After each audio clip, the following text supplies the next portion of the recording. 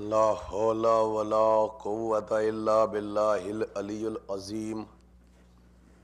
اعوذ باللہ من الشیطان اللعین الرجیم۔ بسم اللہ الرحمن الرحیم۔ الحمد للہ رب العالمین، والصلاة والسلام علی سیدین الانبیاء والمرسلین، سیدنا و نبینا و شفیعنا ابی القاسم محمد وآلہ الطیبین الطاہرین المعصومین المظلومین المنتجبین۔ اما بعد فقد قال اللہ تعالی فی کتابہ المبین وہو اصدق الصادقین وقولہ الحق۔ بسم اللہ الرحمن الرحیم۔ یا ایھا الذین آمنوا اتقوا اللہ وکونوا مع الصادقین۔ صلوات۔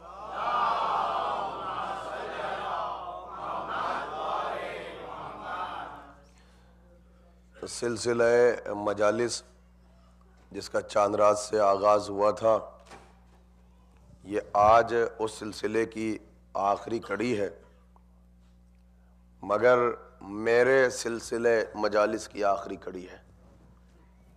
مجالس کا سلسلہ آزا خانے میں میرے بعد بھی اسی طریقے سے جاری و ساری رہے گا، اور آپ تمام حضرات اس مرکز سے اسی طریقے سے وابستہ رہیں گے، اور بعد میں آنے والے علماء کی بھی اسی طریقے سے حوصلہ افزائی فرماتے رہیں گے، جس طریقے سے آپ حضرات مسلسل میری حوصلہ افزائی فرماتے رہے۔ میں آپ حضرات تمام حضرات کی محبتوں کا بہت ہی زیادہ ممنون اور مشکور ہوں اور شکر گزار ہوں کہ آپ حضرات نے جتنی محبتوں کے ساتھ اور جتنی سنسیئرٹی اور جتنے خلوص کے ساتھ میرے بیان کو سماعت فرمایا، اور بزرگوں سے لے کے اور نوجوانوں تک سب نے جس طریقے سے حوصلہ افزائی فرمائی، اور ہماری ماں بہنوں نے اپنے دعاؤں کے حصار میں رکھا، تو میں شکریہ بھی ادا نہیں کر سکتا، مگر چونکہ یہ رسم انسانیت سمجھ لیں یا رسم شرافت سمجھ لیں کہ میں آپ حضرات کا شکر گزار ہوں، اور خصوصیت سے آپ حضرات کے ساتھ ساتھ یہاں قبلہ و کعبہ حجت الاسلام مولانا نواب صاحب کہ جنہوں نے اتنی زحمتیں فرمائی اور ان کی سرپرستی مسلسل آپ حضرات کے ساتھ ساتھ ہمارے ساتھ رہیں، ان کے لیے بھی دعا گو ہوں، اور خصوصیت سے یہاں کے وہ ذمہ دار افراد جن کا تعلق کمیٹی سے ہے یا یہاں کے ٹرسٹیز حضرات سے ہیں کہ جنہوں نے مجھے اس قابل سمجھا کہ میں اپنے ٹوٹے پھوٹے الفاظ میں خاندان رسالت اور اہل بیت رسالت علیہ الصلوۃ والسلام کے سلسلے میں خراج عقیدت پیش کر سکوں، ان کا بھی بہت زیادہ شکر گزار ہوں، اور یہاں کے بزرگوں کے ساتھ یہاں کے وہ نوجوان جو اتنی ذمہ داری کے ساتھ مجھے مسلسل اساتذہ خانے میں لینے کے لیے جاتے ہیں اور بڑی عزت اور خلوص اور بہت ہی محبت کے ساتھ یہاں تک وقت کے ساتھ پہنچاتے ہیں اور وقت کے ساتھ مجھے وہاں پہنچاتے ہیں۔ بارگاہ الہی میں اس مجلس میں شہزادی جناب کونین سلام اللہ علیہ کے توسل سے میں آپ تمام حضرات کے لیے دعا گو ہوں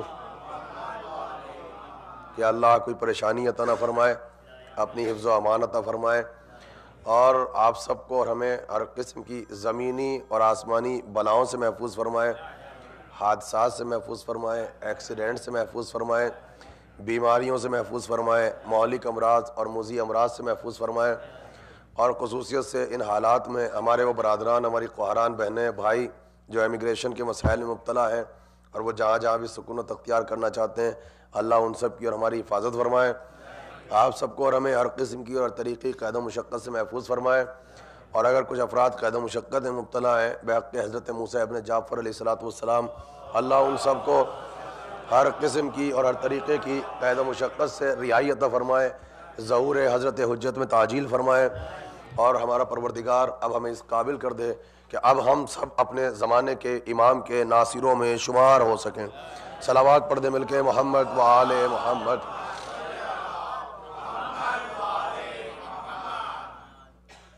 موضوع مجلس اذہان عالیہ میں محفوظ ہے۔ میں نے زمانے کے تقاضوں کو مد نظر رکھتے ہوئے اور مسائل کو مد نظر رکھتے ہوئے کل اپنے موضوع کو تھوڑا سا تبدیل کیا تھا، اور اس کا سبب بھی آپ کے سامنے بیان کیا تھا کہ اس موضوع کا انتخاب کل کیوں کیا، اس سے پہلے کیوں نہیں کیا۔ اور اس کا سبب یہ ہے کہ جب تک آل محمد کی محبت دلوں میں محفوظ نہیں ہوگی، آپ انسان کو اعمال کی طرف متوجہ نہیں کر سکتے۔ خود مصائب کے لیے امام نے کہا کہ پہلے فضائل پڑھو تاکہ محبت پیدا ہو، پھر محبت وسیلہ بنتی ہے کہ آنکھوں سے اشک جاری ہو۔ مگر آپ حضرات کو اندازہ ہوا ہوگا کہ کل میں نے صرف موضوع کو تبدیل کیا تھا، مگر میں نے تقوی کو بھی ولایت کے آئینے میں پڑھا، میں نے ایمان کو بھی ولایت کے آئینے میں پڑھا، اور خود جو کہ میرے مزاج سے بالکل وہ نہیں تھا کہ میرے موضوعات مختلف ہوتے ہیں، میں تحقیق اور انالیسس کرتا ہوں، مگر جب میں نے موت اور حیات کا تصور پڑھا تو اس کو بھی ولایت کے آئینے میں پڑھا، تاکہ دنیا کی کسی بھی سبجیکٹ پہ گفتگو کی جائے مگر وسیلہ آل محمد کی ذات کو بنایا جائے۔ قرآن مجید کی بہت ہی مشہور و معروف آیت ہے جو آپ حضرات کے درمیان اتنی مشہور ہے کہ ضرورت ترجمہ بھی نہیں ہے، مگر ہمارے منبر کا تقاضا ہے کہ جس آیت کا انتخاب ہو پہلے اس کا ترجمہ ہو، پھر گفتگو آگے بڑھے، تاکہ روایت مجلس کو باقی رکھا جائے اور تہذیب فرش ازا اور ہمارے فرہنگ، ہماری تہذیب، ہمارا سویلائزیشن اور ہمارے کلچر کو باقی رکھا جائے۔ اور ویسے بھی گفتگو کا آغاز کلام الہی ہی سے ہونا چاہیے۔ تو اللہ اس آیہ کریمہ میں جو صاحبان ایمان سے مخاطب ہے کہ اے ایمان لانے والو، ہماری تم سے ڈیمانڈ یہ ہے کہ تم تقوی اختیار کرو۔ تو امام نے کہا کہ پورے قرآن میں جہاں پر بھی لفظ ایمان آیا ہے کہ اے ایمان لانے والو، اس سے مراد وہ ہیں جو علی کی ولایت کا کلمہ پڑھتے ہیں۔ ان سے ڈیمانڈ ہے اتقوا اللہ، کہ تم خوف الہی کو اختیار کرو۔ تو یہ ڈیمانڈ بھی عام انسانوں سے نہیں، آپ سے ہے، چونکہ امام المتقین اغیار کے پاس نہیں ہے، آپ کے پاس ہے۔ پھر آپ سے کہا کہ ان کے ساتھ ہو جاؤ جو اللہ کی نظر میں سچے ہیں۔ تو صادقین اور صدیق اکبر یہ بھی آپ کے پاس ہے۔ تو اس آیت میں تقوی بھی ہے، اس آیت میں ایمان بھی ہے، اس آیت میں عقیدہ بھی ہے، اس آیت میں عمل بھی ہے، اس آیت میں صداقت بھی ہے، مگر آیت سمجھ میں جب آئی جب آل محمد کو وسیلہ بنایا۔ آج کی اس مجلس میں مجھے تاریخ کے ایک مظلوم کردار کو پڑھنا ہے، اور آپ جانتے ہیں کہ اصل میں میرا جو سبجیکٹ ہے، اگر جو ان 14 اور 15 سالوں میں، یہ میرا 15واں یا 14واں سال ہے مسلسل، یا نارتھ امریکہ میں 15واں سال ہے کہ میں مسلسل اشرا پڑھ رہا ہوں، تو اس میں میرے سے 2 سبجیکٹ ہیں، یا کلام الہی سے کلام الہی پہ گفتگو کرتا ہوں، اور یا تاریخ میرا موضوع ہے کہ میں تاریخ کی تھیسس صاحبان ایمان کے سامنے پیش کرتا ہوں۔ تو تاریخ کے سلسلے میں آج گفتگو ہوگی، چونکہ ولایت اور فضائل میں نے آپ کے سامنے پڑھے، ذرا سا آپ کچھ جو ہسٹوریکل فیکٹ ہیں، جو تاریخ کے کچھ مظلوم کردار ہیں، ذرا ان کو سماعت فرمائیں۔ تاریخ کا مظلوم ترین کردار، مظلوم ترین کیریکٹر، اور اس کیریکٹر کا نام ہے حضرت ختیجہ۔ یہ سنیں، یہ وہ مظلوم کیریکٹر ہے جناب ختیجہ کا، یہ وہ مظلوم کردار ہے کہ اگر آپ جائیں اور جا کے اسٹڈی کریں جناب ختیجہ کے سلسلے میں، تو جناب ختیجہ کے ساتھ نہ غیروں نے انصاف کیا اور نہ اپنوں نے انصاف کیا، لہٰذا یہاں پہ رہنے والا نوجوان اکثر غیر مطمئن ہو جاتا ہے اور وہ فرسٹریٹڈ ہو جاتا ہے جب وہ ہمارے سینٹر میں آ کے ہماری اپنی لکھی ہوئی کتابیں لاتا ہے اور کہتا ہے کہ صاحب ہماری کتابوں میں یہ لکھا ہوا ہے۔ تو دیکھیے، تاریخ کے ساتھ ایک پرابلم ہے، تاریخ اور ہسٹری جو ہے یہ انسان کو ہمیشہ گمراہ کرتی ہے، چونکہ زیادہ تر جو تاریخ کو کمپائل کیا گیا وہ یا بنی امیہ کے زمانے میں کمپائل کیا گیا یا بنی عباس کے زمانے میں کمپائل کیا گیا۔ اس کا چھوٹا سا اگزامپل یہ ہے کہ ہم جب تک حدیث رسول کو وسیلہ نہ بنائیں تو اقیم الصلاۃ نماز پڑھو تو ہم 2 رکعت نماز نہیں پڑھ سکتے، چونکہ صلاۃ کے معنی دعا ہے۔ پھر ہمارا ایک نیا فرقہ بنے گا، اس کا نام ہوگا دعائی فرقہ۔ یہی ہے قرآن میں، نماز پڑھو، صلاۃ پڑھو، اور صلاۃ کے معنی عربی کی تمام کمپریہنسو ڈکشنریز میں لغت میں سے دعا ہیں۔ تو اس کا مطلب اگر حدیث رسول کو آپ دنیا سے اٹھا دیں تو پھر آپ کی سمجھ میں نہیں آئے گی کہ یہاں لفظ صلاۃ دعا کے معنی میں ہے یا لفظ صلاۃ نماز کے معنی میں ہے۔ تو اب حدیث کا پتہ کیسے چلے؟ تو حدیث کے لیے ایک پیمانہ، ایک معیار آپ کے پاس ہے، ایک اسٹینڈرڈ ہے کہ امام نے ایک علم دیا، اس کا نام ہے علم رجال۔ علم رجال آپ کو یہ بتاتا ہے کہ یہ حدیث کس زمانے میں لکھی گئی، پھر علم رجال بحث کرتا ہے کہ اس کا راوی کون ہے، پھر علم رجال یہ لاتا ہے کہ اس راوی کا علاقہ کہاں کا تھا۔ علم رجال میں یہ بھی بحث ہے، ایک راوی کے اوپر کبھی کبھی کئی سو صفحات لکھے جاتے ہیں۔ آغا خوئی نے علم رجال پہ جو کتابیں لکھی تو اس میں یہاں تک بتایا کہ اس راوی کے باپ کا نام کیا ہے، اس کا شجرہ کیا تھا، اس کی ماں کون تھی، اس کی ننیال کیا تھی۔ اس کے بعد اٹھا کے لاتے ہیں آپ ایک حدیث، اور اس حدیث سے سمجھتے ہیں آپ قرآن کی آیت۔ یہ ہے پس منظر۔ تو حدیث کو سمجھنے کے لیے ایک میٹر، ایک پیمانہ، ایک اسٹینڈرڈ آپ کے پاس ہے، علم رجال۔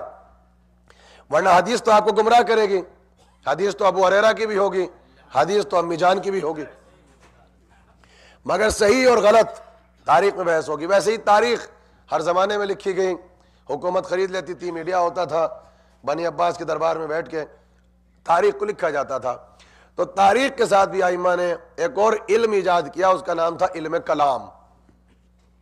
علم کلام جو ہے وہ جب تاریخ کو ہم پڑھتے ہیں تو علم کلام یہ کہتا ہے کہ تاریخ کے ساتھ ساتھ پیرلل دو چیزوں کو چلاؤ، ایک پیرلل قرآن کو لے کے چلو، اور ایک ساتھ ساتھ جو ہے وہ اپنی عقل کو مد نظر رکھتے ہوئے اس زمانے کے علاقے کو، اس کے حالات کو، اس کے جغرافیہ کو، ان کی کنڈیشن کو، ان کے نیچر کو، ان کے ملک کو، ان تمام چیزوں کی انالیسس کرو تو تم تاریخ پڑھو۔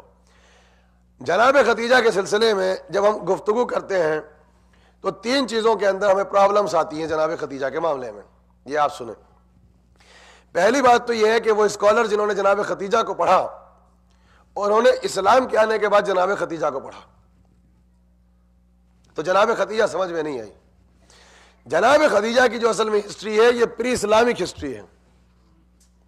اسلام کے آنے سے پہلے خدیجہ کو سمجھنا چاہیے، اسلام کے بعد تو خدیجہ کے کردار کو سمجھنا چاہیے۔ تو جناب خدیجہ کے سلسلے میں جب آپ ہسٹری اگر آپ بھی لکھیں گے تو تین پرابلمز کا سامنا کریں گے۔ پہلی پرابلم آپ کی ایج ہے، آپ کی عمر ہے، ہر راوی یہاں پہ ٹکرائے گا۔ دوسری پرابلم جناب خدیجہ کے ساتھ ساتھ پھر سرکار رسالت کی بھی آ جائے گی، اور وہ شادی کے ڈفرینس آئیں گے۔ اور توجہ چاہتا ہوں، یہ تھیسز ہیں اور خطابت کو وسیلہ بنا کے آپ کے سامنے جناب خدیجہ کے کردار کو پڑھوں گا۔ دوسرا پرابلم آتا ہے آپ کی شادی کا، کہ سرکار کی زندگی میں آنے سے پہلے جناب خدیجہ آلریڈی جو ہے وہ شادی کر چکی تھی، یہ آپ کو ہسٹری آگے بتا دے گی۔ بعض نے یہ ظلم کیا، کچھ نے کہا ایک شادی تھی، بعض نے یہ ظلم کیا کہ دو شادی تھی، اور بعض نے یہ لکھا کہ جب وہ آئیں تو آلریڈی وڈو یعنی بیوہ تھی جناب خدیجہ۔ یہ جناب خدیجہ پر، آپ کے کردار پر دوسرا حملہ ہے۔ ہم ان سب کا آنسر جو ہے آپ کو اس زمانے کے کلچر سے بھی دیں گے، وہاں کے حالات سے بھی دیں گے، اور وہاں کے جو جغرافیائی حیثیت تھے اس سے بھی دیں گے، اور جو پولیٹیکل بیک گراؤنڈ تھا اس سے بھی دیں گے۔ تیسرا جو کوشچن ریس ہوگا جو ظلم ہوا وہ آپ کی اولاد اور آپ کی بیٹیوں کے سلسلے میں، یہ ایشو اٹھے گا۔ یہ تین ایشوز ہیں، اور ہم اس کو آپ کو ایک عرب کے ڈیزرٹ کو سامنے رکھیں گے نمبر 1، دوسرے اس زمانے کے نیچر کو سامنے رکھیں گے، اور تیسرے اس زمانے میں جو انسان میں عربوں کی مینٹلٹی تھی اس کو سامنے رکھیں گے، اور آخر میں قرآن کی آیات بھی آپ کے سامنے پڑھ دیں گے اور ان تینوں چیزوں کا آپ کو جواب دے دیں گے۔ اس مجلس کو آپ ریکارڈ کیجئے گا، صرف ویب سائٹ پہ نہیں، اپنے موبائل پہ کر لیں، اس کی سیڈیز بنا لیں۔ یہ میری اکیلی مجلس ہے کہ اب جب میں یہاں پر اگر کبھی آؤں گا اور اگر آپ مجھے موضوع دیں گے کہ آپ تاریخ پہ پڑھیں، تو میں جب تاریخ کا آغاز کروں گا تو میں تاریخ کا آغاز یہیں سے کروں گا۔ اس کے بغیر جب تک آپ کسی بھی کردار کو پڑھ لیں، رسول کو آپ نہیں سمجھ سکتے جب تک کہ پری اسلامک ہسٹری، حضرت عبد المطلب، رومن امپائر، شام، ہندوستان، یونان، گریس، ایتھوپیا، ان سارے کریکٹرز کو نہیں پڑھیں گے آپ رسول اللہ کو نہیں سمجھ سکتے۔ سارے مورخین نے پرابلم یہ کیا کہ رسول اللہ کے 40 سال کے بعد اسلام کی ہسٹری کو لکھنا شروع کیا۔ ہمارے یہاں پر جب ہم جناب خدیجہ کے سلسلے میں آئیے، پہلے ہم ایج کے سلسلے میں آئے، تو آج ہمارے یہاں پر ہمارے بزرگوں نے جو یہاں پر یہ بوڑھے بوڑھے میرے سامنے بیٹھے ہیں، انہوں نے ہمیں ایک تہذیب بتائی ہے، یہ سنیں اور نوجوان محفوظ کریں۔ ہماری تہذیب یہ ہے، اور ہمارے ائمہ نے بھی ہم کو بتائی ہے، کہ ہمارے یہاں پر ماؤں کی ایجز کے سلسلے میں گفتگو نہیں کی جاتی۔ آپ اور ہاں کرتے رہیے.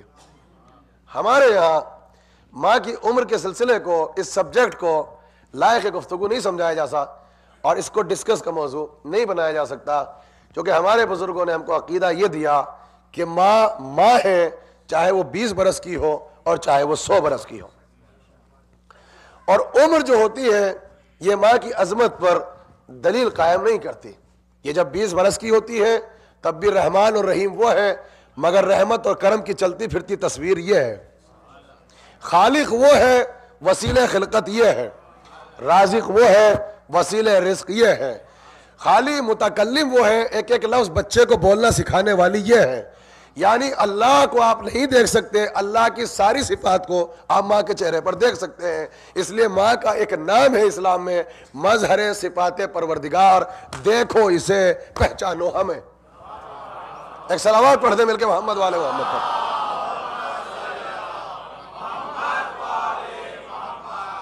اور رات ناصر الملت کا وصیت نامہ میں نے آپ کے سامنے پڑھ کے سنایا، لیکن یہ دلیل جو دی ہے، اس دلیل کو میں نے آپ کی فرش ازا سے اٹھایا ہے. یہ فرن، یہ تہذیب ٹرانسفر ہوئی ہے بزرگوں سے ہماری طرف. دوسری طرف عالم اسلام پہلے اپنے فنڈامنٹلز کو مضبوط کرے. بہت توجہ چاہتا ہوں. دیکھیے میں جب تاریخ کو پڑھتا ہوں تو میں تاریخ کا خود ایک ماسٹر ہوں اور میں نے تاریخ پہ کام کیا ہے. آپ جس کریکٹر کو اٹھا کے دیں مجھے، جس فلسفی کے کریکٹر کو آپ مجھے اٹھا کے دیں، میں اس پہ 2 گھنٹہ بولنے کے لیے تیار ہوں.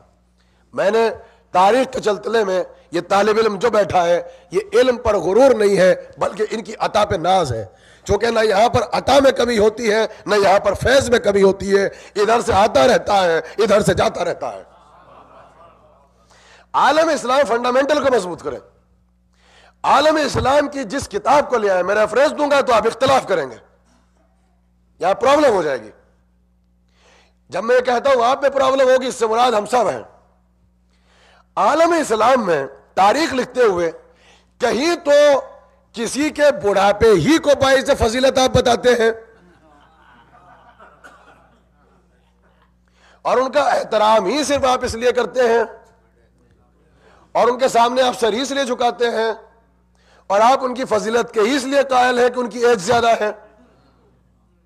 تو ایک طرف تو آپ کا یہ عقیدہ ہے کسی بزرگ کے سلسلے میں، دیکھیے ہو رہا کرتے رہیے، اور دوسری طرف اس بزرگ کے مقابلے پہ جو ایک امام ہے تو اس کی کمسنی اور بچپنے کو آپ ہمیشہ روتے رہتے ہیں. تو یہ سلسلہ ہے. دوسری طرف جب یہی عقیدہ نکل کے ازواج رسول میں آتا ہے تو کسی کے تو 40 برس کے ہونے کو روتے رہتے ہو اور اس کیریکٹر کو صرف اس لیے تسلیم نہیں کرتے وہ 40 برس کی تھی اور اسی کے مقابلے پہ ایک چھوٹی سی بچی بھی تھی کہ وہ جو رسول اللہ کی زوجہ تھی وہ بہت کم سن تھی. تو یہاں کسی کے بڑھاپے پہ مذمت کر رہے ہو، بچپنے کو مان رہے ہو، اور جب خلافت کا معاملہ آیا تو کسی کے بچپنے کو صرف اس لیے چھوڑا کہ خلافت نہ دو کہ جوان ہے، اور اس کی بڑھاپا کہ آپ نے اس لیے مارا کہ اس کو خلیفہ مان لو، جبکہ باپ نے خط لکھا کہ اگر تجھے اس لیے خلافت ملی کہ تو بوڑھا ہے تو تیرے سے بڑا باپ بیٹھا ہوا ہے. تو یہ ہم نے آپ کو جواب دیا. اس لیے تاریخ کے ساتھ ساتھ قرآن اور اس زمانے کے حالات اور پیرالل ہسٹری کو آپ ساتھ ساتھ لے کے چلے عقل کو، کہ عالم اسلام پہلے اپنا عقیدہ بتائے کہ عالم اسلام میں ایجز جو ہے یہ منصب کی بنیاد ہے یا علم جو ہے یہ منصب کی بنیاد ہے.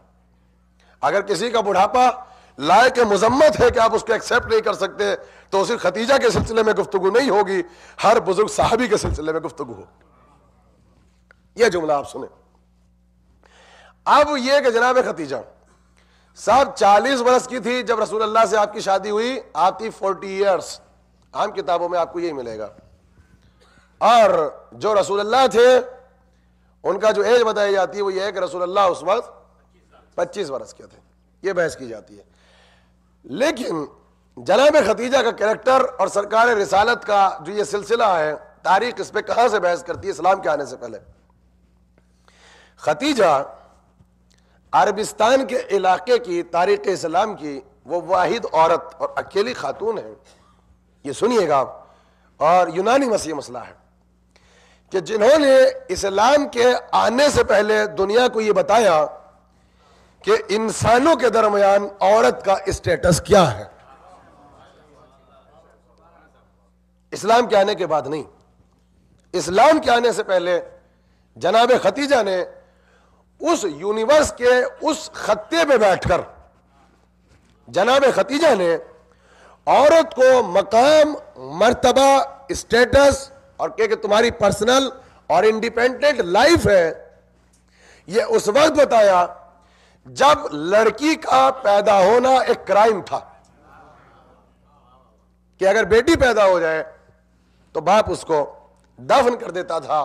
یہ اسلام سے پہلے کی تاریخ ہے اور یہ وہ سارے کریکٹر ہیں جو بعد میں اسلام کے منصب پہ آ کے بیٹھ گئے.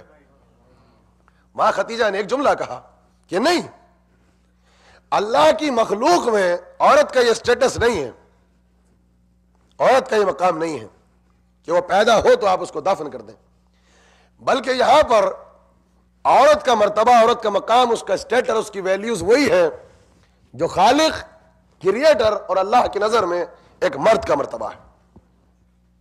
یہ سن لیجئے آپ.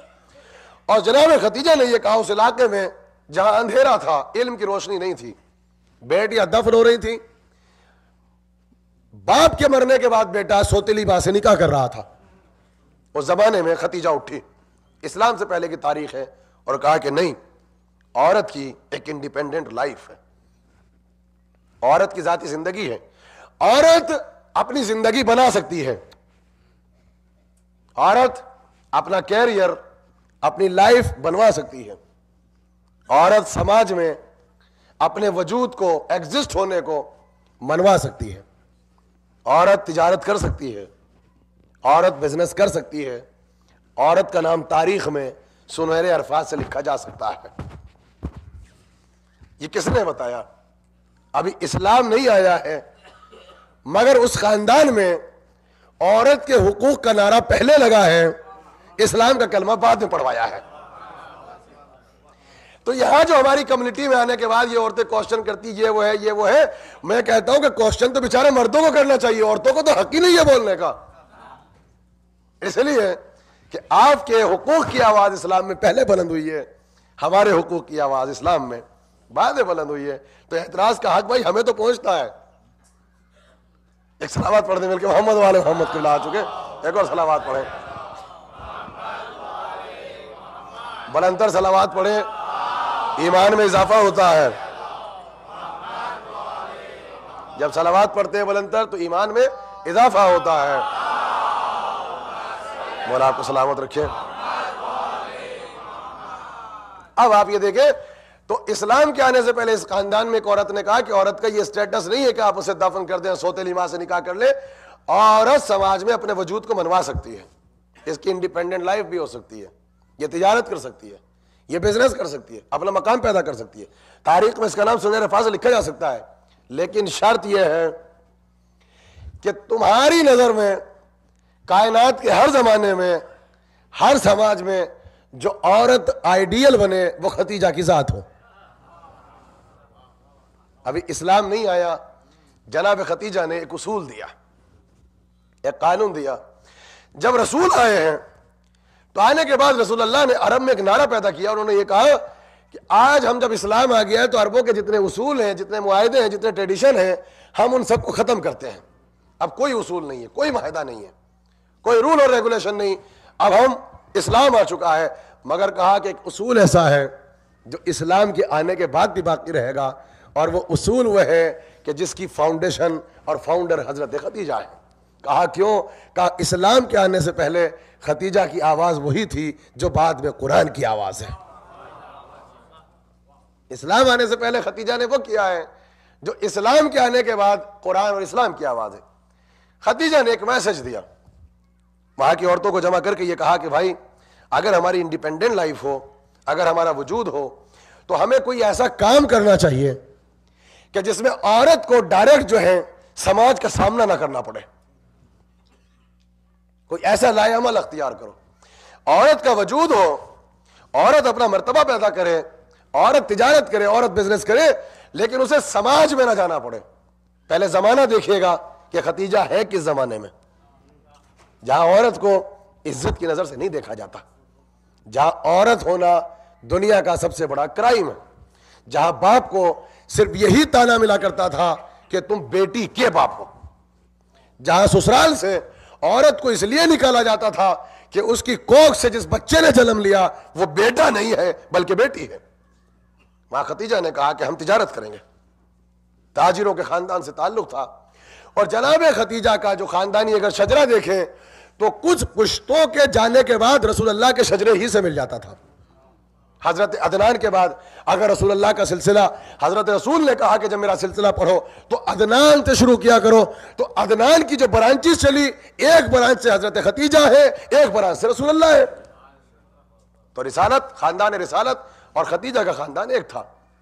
تو خدیجہ نے یہ کہا کہ اس کے لیے کون سا عمل ہو کہ ہم تجارت کریں، تو ایک عمل رکھا، اور وہ یہ تھا کہ پہلی چیز تو یہ ہے کہ جب تجارت کرو تو ایسے افراد کے ساتھ کرو جو امین ہو، با کردار ہو، اور وہ اشراف میں سے ہو، اور وہ صادق ہو، تاکہ وہ تمہاری ملکیت، تمہاری تجارت کے امین بن سکے۔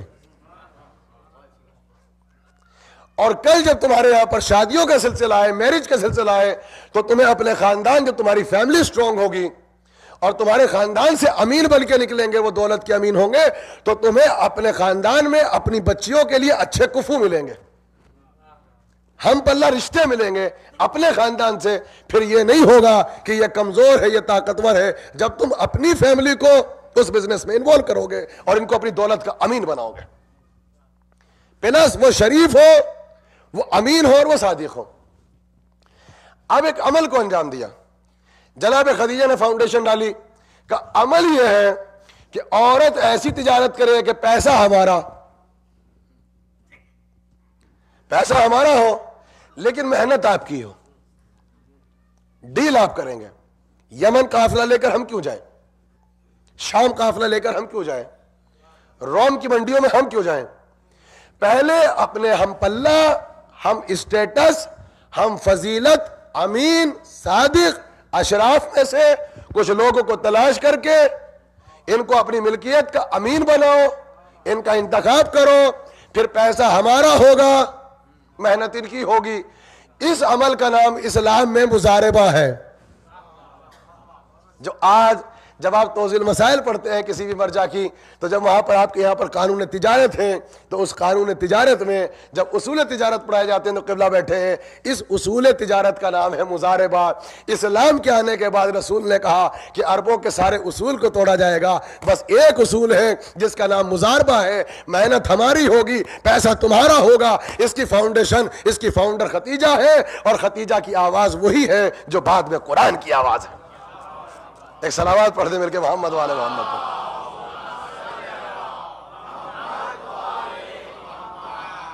یہ ہے جناب خدیجہ۔ اب جناب خدیجہ نے تلاش کرنا شروع کیا کہ عربوں میں دو قبیلے ہیں، ہمارا جو گروپ ہے، ہمارا جو کارواں ہے، ہم صرف سال میں ایک مرتبہ قافلہ لے کر جاتے ہیں، ونس اے ٹائم۔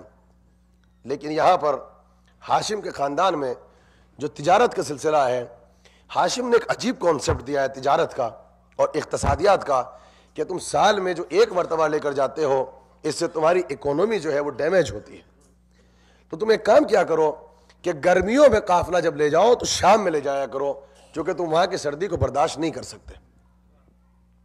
گرمیوں میں جایا کرو شام، اور سردیوں میں جایا کرو یمن، اور درمیانی موسم جو ہوتا ہے اس میں روم کی منڈیوں میں اپنا سامان بھیجا کرو، اور وہاں سے الیگزینڈریا اور افریقہ اور دنیا کے ٹریڈ پہ تمہارا اس طریقے سے آہستہ آہستہ حصہ ہونا چاہیے۔ تو کہا کہ قانون تجارت جو ہے وہ اولاد ہاشم ہیں، جو دنیا کو اس وقت اقتصادیات اور اکانومی کا صحیح کانسیپٹ دے رہے ہیں۔ وہیں پر خاندان رسالت میں ایک شہزادہ ہے جس کا سن مبارک ابھی سے 22 برس ہے، ابھی 22 برس ہے۔ وہ جن راستوں سے گزرتے تھے لوگ یہ کہا کرتے، دیکھیے دیکھو یہ تو صادق جا رہا ہے،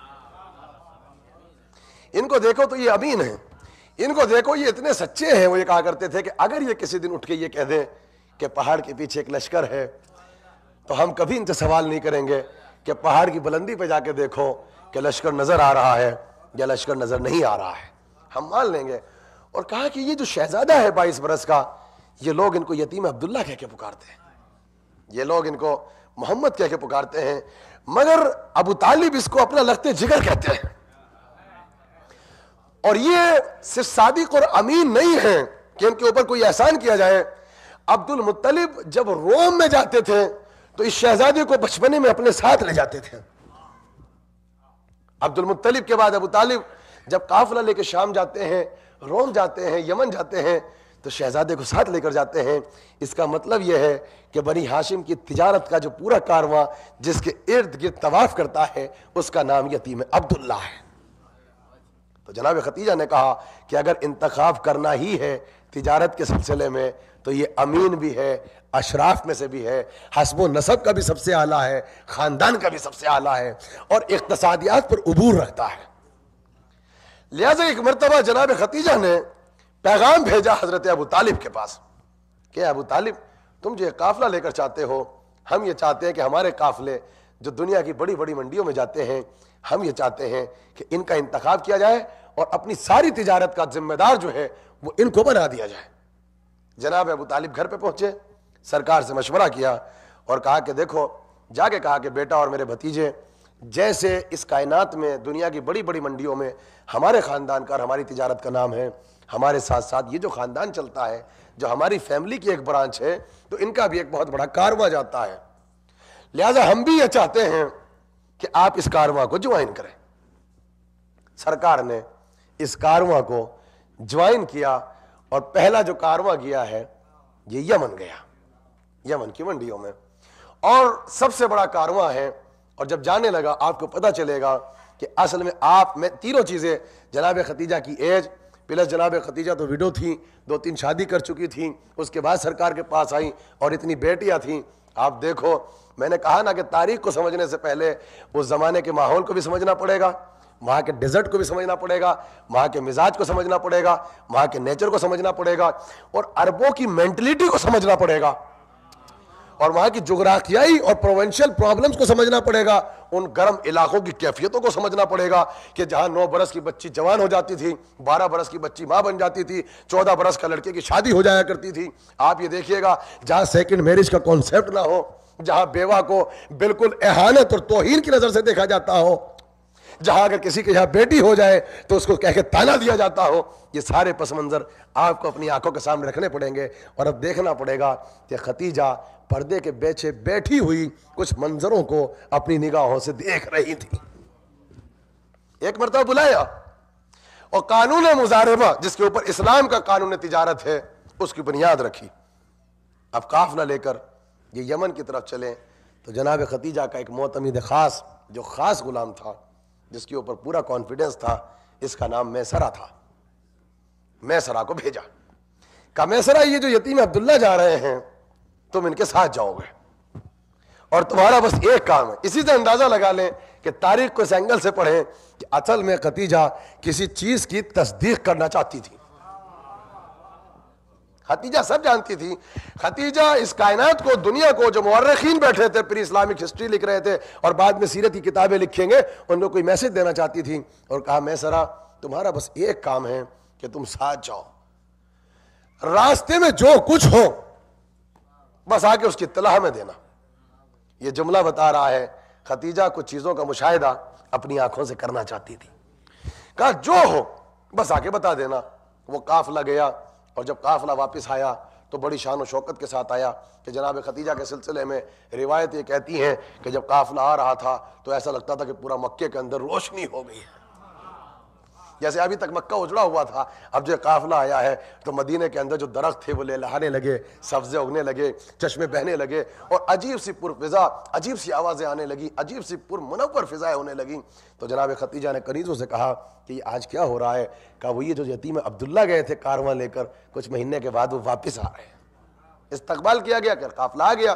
اب بلایا شہزادی نے. یہ ملکۃ العرب ہے. اسلام کے آنے سے پہلے جب ورلڈ ہسٹری لکھی گئی تو مورخ نے ان کو ملکۃ العرب کہا، اور بعد میں جب اسلام کی تاریخ لکھی گئی تو مسلمان مولوی کی سمجھ میں جناب ختیجہ نہیں آئی. اسلام سے پہلے ختیجہ سمجھ میں آ گئی، اسلام کے بعد ختیجہ سمجھ میں نہیں آئی.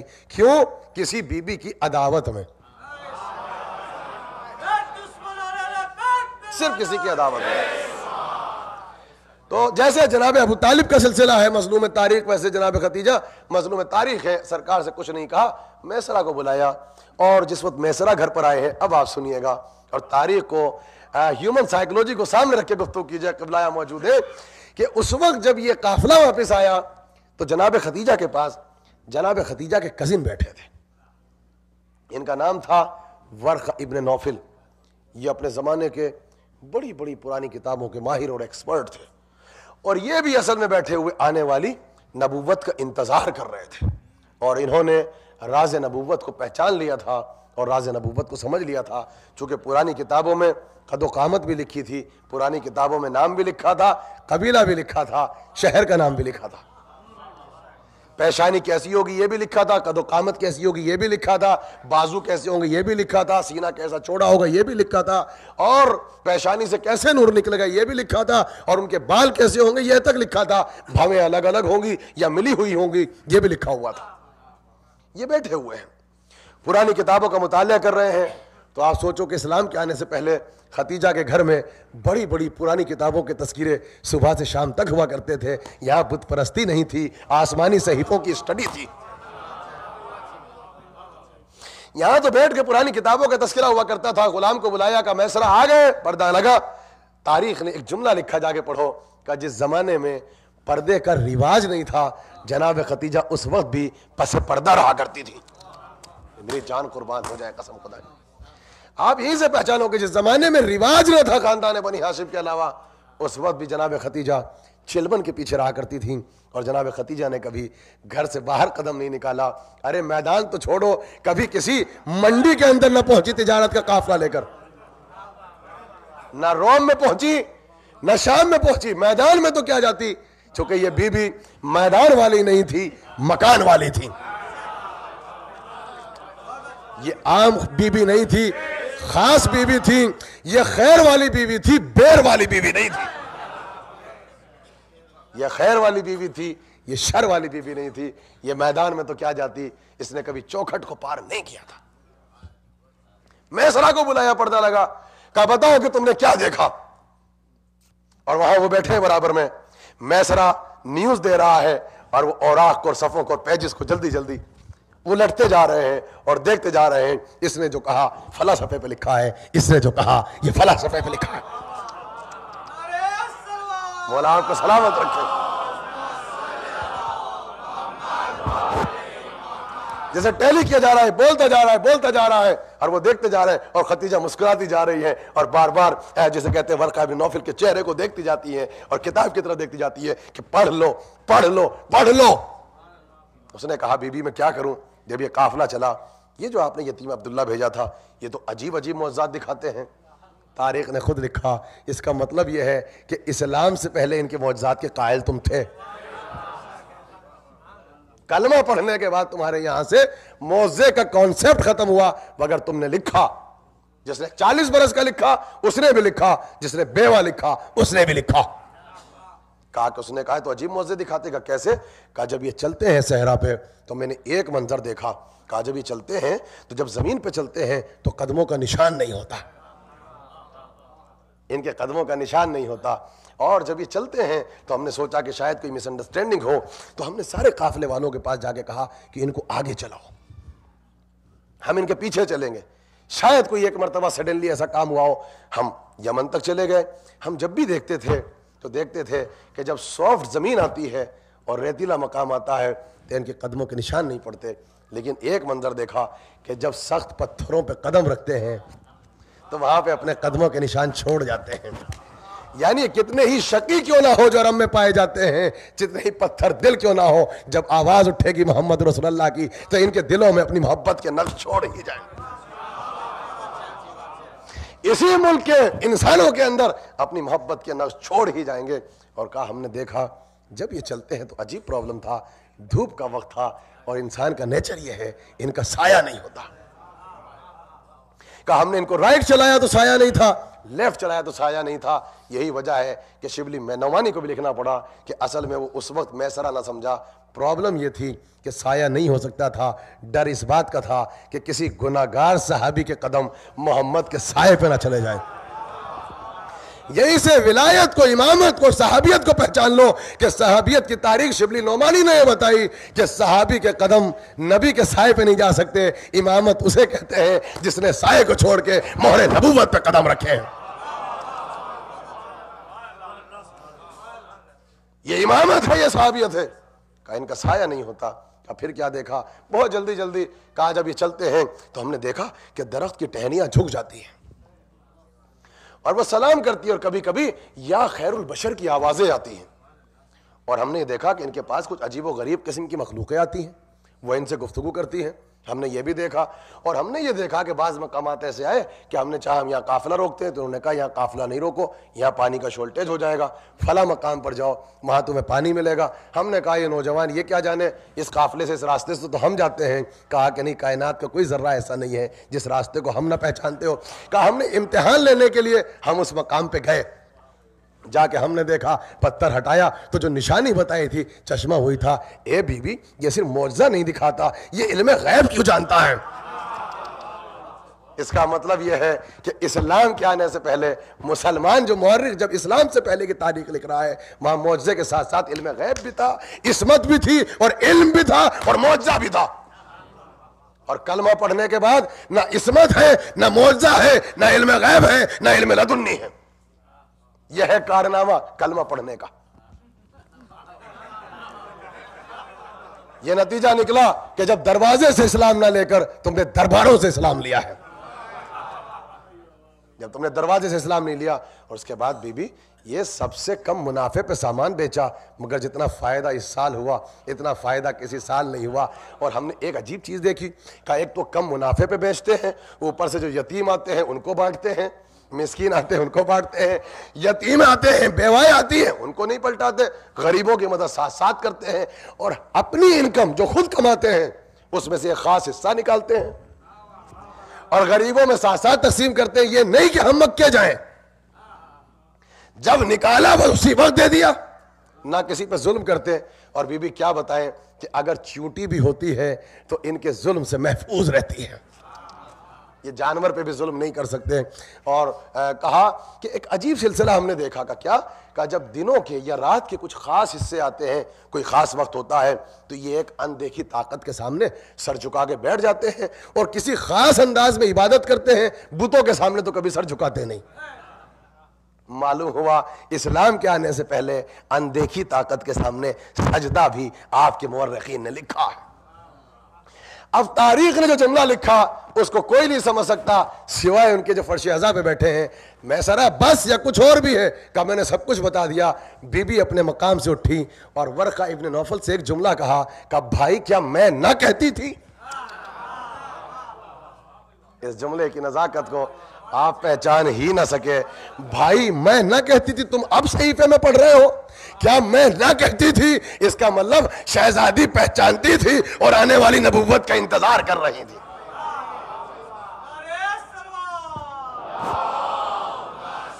یہ ذرا سا بہت جلدی جلدی آپ سماعت فرمائیں. 22 برس کے تھے، 23 برس کے ہوئے، پھر قافلہ لے کے گئے، 24 برس کے ہوئے پھر قافلے لے کر آئے. 3 قافلے سرکار تجارت کے لے گئے، 2 مرتبہ یمن اور 1 مرتبہ شام. اب جب 25واں برس تھا سرکار کا تو جناب ختیجہ نے جو ساری کتابوں کو پڑھ لیا. اور پھر ختیجہ کو کیسے پتہ نہ ہو؟ ذرا آپ عقل سے سوچیں. جہاں دنیا کے ہر خطے پر راہب جو تھے پہاڑوں کی کھو میں کتابیں لے کے بیٹھے تھے اور کہہ رہے تھے وہ وقت قریب ہے، وہ وقت قریب ہے، بس وہ آنے والا ہے، بس وہ آنے والا ہے. تو باہر دور دراز کے علاقے کے رہنے والے لوگوں کو پتا تھا کہ وقت قریب آ چکا ہے اور ان کی آمد کے منتظر تھے. اور گھر میں رہنے والی عورتیں اپنے ہی گھرانے کے نوجوانوں کو نہیں پہچانتے تھے کہ کس کے سر پہ تاج رسالت کو اللہ سجائے گا. کیا یہ باتیں عقل تسلیم کرتی ہے؟ وہ واقعہ آپ کے سامنے کہ جناب عبداللہ ہے، اور جناب عبداللہ کے واقعات ہے کہ جب یمن میں جاتے تھے تو وہاں کی جو ملکہ تھی زرقہ، وہ بار بار میسج بھیجتی تھی میں آپ سے عقد کرنا چاہتی ہوں، عقد کرنا چاہتی ہوں. جناب عبداللہ منع کر دیا کرتے تھے. 1 سال واپس آئے مکے میں آنے کے بعد جناب عبداللہ پہ کسی نے حملہ کر دیا. ادھر سے قافلہ لے کر جناب وہب آ رہے تھے. جناب وہب مدینے کے بہت بڑے تاجر تھے. وہ آئے, انہوں نے خوبصورت چاند کو زمین پہ اترتے ہوئے دیکھا, کتنا اعلیٰ خاندان, حسب و نسب دیکھا. آ کے مدد کی سپاہیوں کے ساتھ. عبداللہ کو پوچھا آپ کون؟ کہا کہ ہم عبد المطلب کے بیٹے ہیں. کہا ہماری اور آپ کی بھی برانچ خاندان عدنان پر جا کر مل جاتی, آپ مکے میں ہم مدینے میں. رات میں عبد المطلب کے گھر مہمان ہوئے. جناب وہب کی بیٹی تھی مدینے میں, ان کا نام جناب آمنہ تھا. جناب عبداللہ نے وہیں پر, جسے کہتے ہیں جناب عبد المطلب نے, رشتے کو مضبوط کیا اور جناب عبداللہ کی شادی جناب آمنہ سے ہوئی. اور وہ نور جو پیشانی میں رہتا تھا وہ ٹرانسفر ہوا جناب آمنہ کی طرف. جناب عبداللہ پہنچے یمن میں. اب جو دیکھا تو کوئی پیغام ہی نہیں آ رہا ہے شادی کے لیے.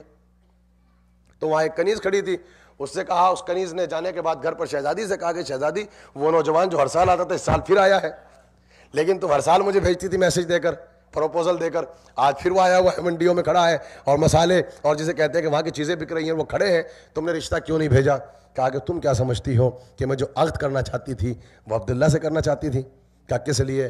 کہا کہ میں نے پرانی کتابوں کو پڑھ رکھا ہے اور میں نے سورج کی روشنی میں اس کی پیشانی میں چلتے ہوئے چراغ کو محسوس کر لیا تھا, اور میں سمجھ گئی تھی کہ یہ شخص جو ہے یہ آنے والے نبی کا باپ بنے گا.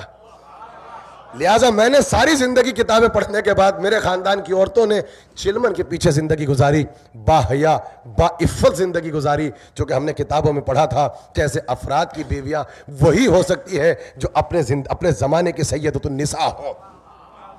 اب وہ جس کے نصیب میں وہ نور تھا وہ ٹرانسفر ہو گیا.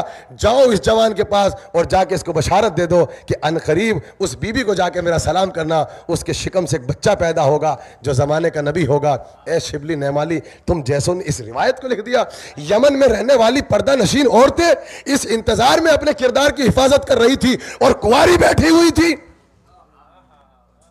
اور شادی نہیں کر رہی تھی کہ آنے والے نبی سے ہمارا کوئی رشتہ جڑ جائے. تو دور دراز کے علاقے کی عورتوں نے پہچان لیا تھا, اور وہ جو گھر کے پاس اسی خاندان کی عورت جناب ختیجہ تھی, وہ شادیاں بھی کر رہی تھی اور بیوہ بھی ہو گئی اور پہچان ہی نہ سکی کہ محمد کیا ہے.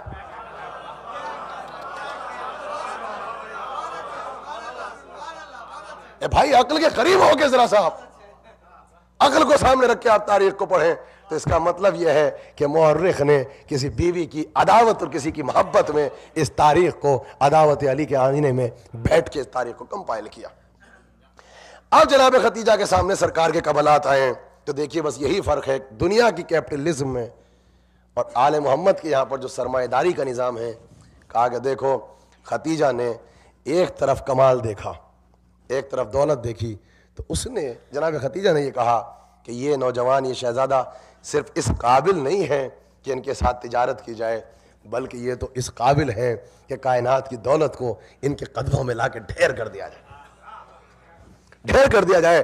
مگر ایک عجیب مسئلہ جو کیپٹلزم کی مخالفت پر ہے, جو اسلام میں تجارت کا کانسیپٹ ہے. کہا کہ ختیجہ نے ترازو کو لگایا, ترازو کے ایک پلے میں کمال کو رکھا, ترازو کے دوسرے پلے میں کمال کو رکھا, اور ایک پلے میں دولت کو رکھا. ختیجہ نے دیکھا جو کمال کا پلہ تھا وہ جھکتا جا رہا ہے, جو دولت کا پلہ تھا وہ اٹھتا جا رہا تھا. تو وہیں کزن ورقہ ابن نوفل کو بلا کے کہا کہ ہم شادی تو کرنا چاہتے ہیں مگر یہ انتظار نہیں کریں گے کہ جو پروپوزل آئے وہ یتیم عبداللہ کی طرف سے آئے, اس لیے کہ وہ کمال وہاں ہے, دولت یہاں ہے, اور شرافت اور علم کا تقاضا یہ ہے کہ دولت کمال کے قدموں میں جھکے گی, کمال دولت کے قدموں میں نہیں جھکے گی. تاریخ کہیں رسول کے کریکٹر کو ایک ایسے مجروح نہ کر دے کہ ختیجہ سرمایہ دار تھی لہذا اس لیے پروپوزل بھیج دیا. کہا کہ نہیں, کمال نہیں چل کے آئے گا, جو دولت ہے وہ کمال کے پاس چل کے جائے گی. لہذا اب آپ دیکھیے گا کہ یہاں پر ہم آپ کو ایک ریفرنس دیتے چلے جائیں دو کتابوں کا. پہلی کتاب جو صدی ہجری میں لکھی گئی, جو سب سے پرانی کتاب ہے, اس کا نام ہے طبقات ابن سعد. قبلہ یہاں بیٹھے, کتاب یہاں موجود ہوگی. کتاب کا نام ہے طبقات ابن سعد. اس نے کیا کیا ہے؟ اس نے بزرگان اسلام کی ایجز کو لکھا ہے. اس سے پہلے بزرگان اسلام کی عمروں کو کسی نے نہیں لکھا. بھائی دیکھیں موضوع اگر تاریخ سنو گے تو تاریخ کو ایسے ہی سننا پڑتا ہے, تو ہوں اور ہاں کرتے رہیے. جو کہ نا تاریخ کا پڑھنا آسان ہے, اور میں کہانیوں کی طرح تاریخ آپ کو سنا نہیں سکتا جب تک کہ ساتھ ساتھ عقل کے ساتھ ساتھ اس کی انالیسس نہ کرتا چلا جاؤں, منطق اور فلسفے کو سامنے رکھ کر آپ سے گفتگو نہ کرتا چلا جاؤں. طبقات ابن سعد سے پہلے کسی نے بزرگان اسلام کی عمروں کو نہیں لکھا، اس نے سب کی عمروں کو لکھا ہے۔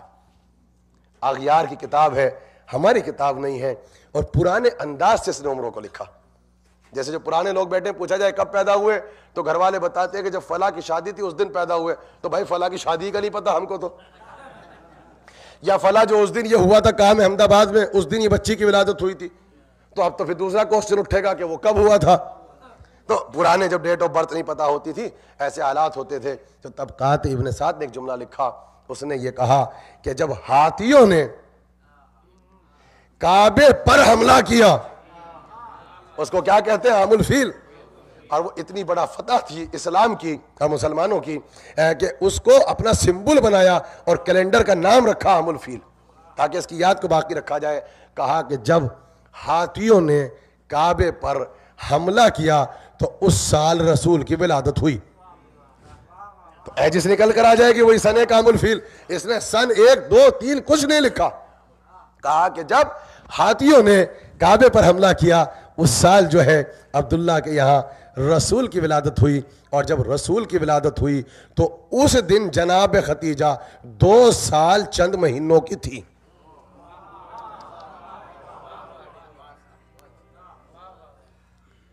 ڈھائی سال یا 3 سال کے بعد تو مورخ نے بحث بھی نہیں کی ہے،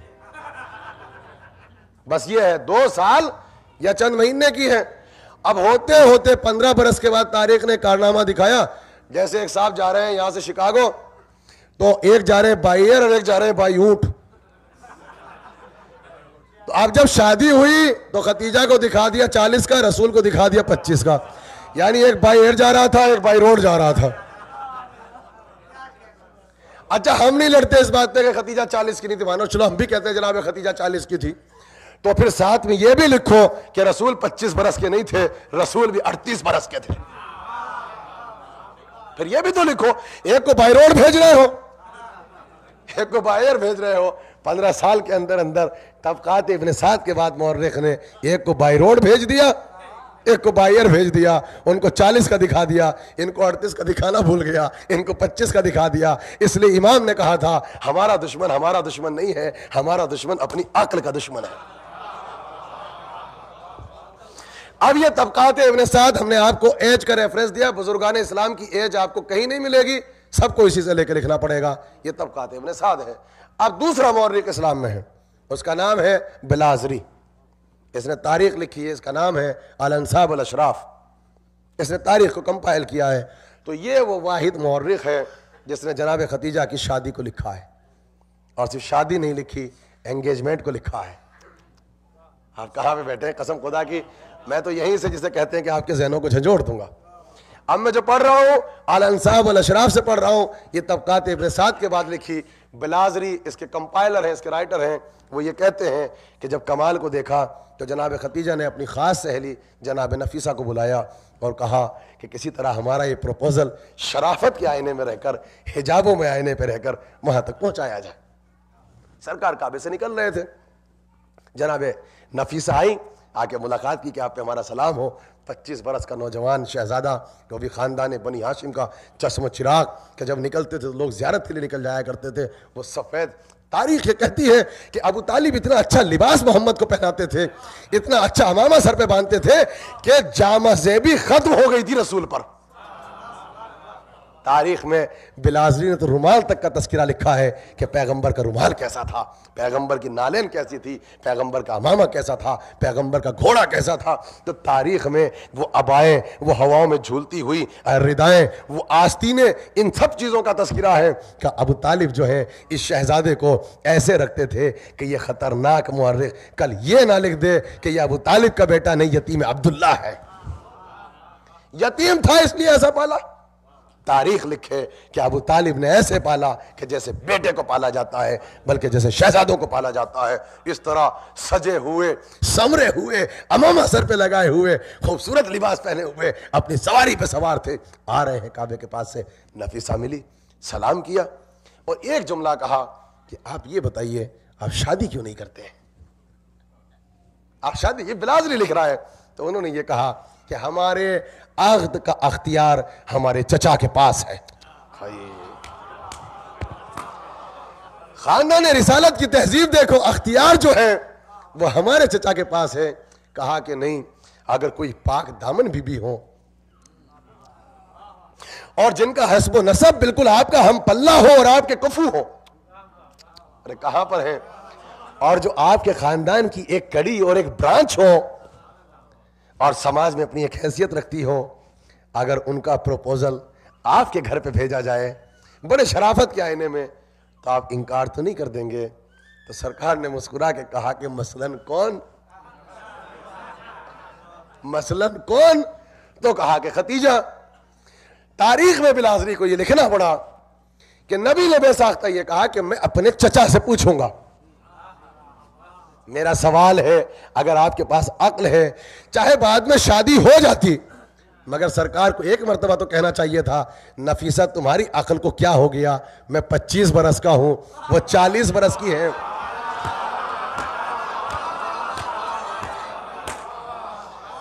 یہ غیر مورخ لکھ رہے ہیں. ایک مرتبہ تو کہتے تمہاری عقل کو کیا ہو گیا؟ ارے وہ آلریڈی میریڈ ہے، ایک مرتبہ نہیں، 2 مرتبہ، اور ان کے تو بچیاں بھی ہیں. اور ہمیں تم نے ابھی کہا کہ آپ شادی نہیں کرتے، ہم جوان ہیں. اور وہ بھی کسی ایسے ویسے خاندان سے تعلق تو نہ تھا. دنیا کے بڑے بڑے بادشاہ، روم سے، شام سے، یونان سے، یمن سے بادشاہ اپنی بیٹیوں کے پروپوزل بھیجا کرتے تھے اور نبی انکار کر دیتے تھے. اس کا مطلب ہے جیسے ختیجہ کو انتظار تھا ویسے نبی کو بھی کسی کا انتظار تھا. ایک مرتبہ تو کہہ دیتے کہ تمہیں کیا ہو گیا. بلکہ بلازری نے ایک جملہ لکھا مگر اس کا جواب نہیں لکھ سکا، چونکہ وہ بیک گراؤنڈ جو آپ کے پاس ہے بلازری کے پاس نہیں تھا. نبی سے جب یہ کہا کہ اگر اس کا رشتہ آئے تو نبی نے یہ کہا کہ وہ تو شادی سے انکار کر دیتی ہے. آپ کہہ رہے ہیں کہ پرپوزل بھیجا جائے، وہ تو شادیوں سے انکار کر دیتے ہیں. یہ کہہ کے بلازری چپ ہو گیا. اے بھائی، جب 2 مرتبہ شادی ہو چکی اور نبی حیرت سے نفیسہ کو کہہ رہے ہیں کہ تم پروپوزل کی بات کر رہی ہو تو شادی ہی نہیں کرنا چاہتی. اب بلازری نے لکھا کہ یہ جملہ یتیم عبداللہ نے اس لیے کہا تھا کہ بڑے بڑے بادشاہوں کے پروپوزل وہاں بھی آتے تھے، ختیجہ شادی سے انکار کر دیتی تھی. ختیجہ شادی کرنا ہی نہیں چاہتی تھی. بلازری اس کا آنسر نہیں دے سکا کیونکہ اس کے پاس وہ بیک گراؤنڈ نہیں تھا. یہ بیک گراؤنڈ ہمارے پاس ہے. ختیجہ اس لیے انکار کرتی تھی، اب تک جو رشتے آتے تھے وہ کافروں کے دروازے سے آتے تھے، اور ختیجہ کا تعلق اسی خاندان سے تھا جس خاندان سے ابو طالب کا تعلق تھا. نبی کا یہ کہنا کہ کیا وہ مان جائیں گے، یہ جملہ بتا رہا ہے کہ ختیجہ شادی شدہ نہیں تھی. اب دیکھیں آپ عقل کے قریب چلے قسم خدا کی، اور دیکھیے آپ حوصلہ افزائی فرمائیں گے. خون جگر ایک کر کے آپ کے سامنے پیش کر رہا ہوں، اور تاریخ کے ساتھ ساتھ عقل، عرب کا ماحول، انسان کی ذہنیت اور مینٹلٹی کو ساتھ لے کے چل رہا ہوں. نفیسہ سے کہا کہ آپ جاؤ، گفتگو ختم ہو گئی. چونکہ شریف خاندان تھا، رات میں چچا کے پاس گئے، اور چچا ابو طالب جو سردار عرب تھے، ان کے سامنے کوئی آگے زیادہ گفتگو نہیں کرتا تھا. ایک خاص مقام تھا کعبے میں، وہاں کرسی لگتی تھی جہاں عبد المطلب بیٹھتے تھے، جس مسند پہ اس پہ ابو طالب بیٹھا کرتے تھے. وہاں گئے اور جا کے ٹو دا پوائنٹ سنا دیا. چچا آج میں ایسے آ رہا تھا، گھوڑے پہ سوار تھا، یوں نصیفہ نفیسہ ملی، نفیسہ نے یہ کہا، میں نے یہ کہا. تو ابو طالب نے، بلازری یہ کہتا ہے بے ساختہ ایک جملہ کا ایکسٹمپوز، بیٹا رشتہ ہمارے خاندان کے مطابق ہے. میرا سوال یہ ہے کہ یہ کمسن ہے، یہ نوجوان 25 برس کے ہیں، انہوں نے نفیسہ کو نہ ڈانٹا. کم سے کم ایک مرتبہ ابو طالب تو کہتے بیٹا محمد تمہیں کیا ہو گیا، ارے تو چاند سا بیٹا ہے. اور یہ تاریخ لکھے گی کہ یتیم تھے تو بوجھ سر سے اتار دیا، 40 برس کی عورت سے بیاہ دیا. اے ابو طالب کہتے بیٹا میری 25 برس کی محنت پہ پانی پھر جائے گا. اگر میں نے ایک بیوہ کے ساتھ میں یا 40 برس کی خاتون کے ساتھ تمہاری شادی کی تو یہ جو تاریخ ہے میرے کردار کو مجروح کر دے گی کہ ہاں اگر ابو طالب کا اپنا بیٹا ہوتا تو کبھی ایسی بے جوڑ شادی ابو طالب نہ کرتا. چونکہ باپ کا سایہ نہیں تھا، ماں کا سایہ نہیں تھا، جو بڑی محبت کے ساتھ اپنے بیٹے کو دولہا بناتی، چاند سے دلہن لاتی. چونکہ تمنائیں ماں باپ کی ہوتی ہیں. ابو طالب کا یتیم تھا تو یتیمی کا بوجھ سر سے اتار دیا. تو ابو طالب کو تو بولنا چاہیے تھا. ابو طالب کا یہ کہنا کہ رشتہ ہمارے ہم پلہ ہے، اس کا مطلب یہ ہے کہ ختیجہ کی عمر وہی ہے جو طبقات ابن سعد نے لکھی ہے. اچھا ٹھیک ہے، رسول نہیں بولے، اب سنیے آپ، میں باپ کے گھر میں چلوں، ابو طالب نہیں بولے۔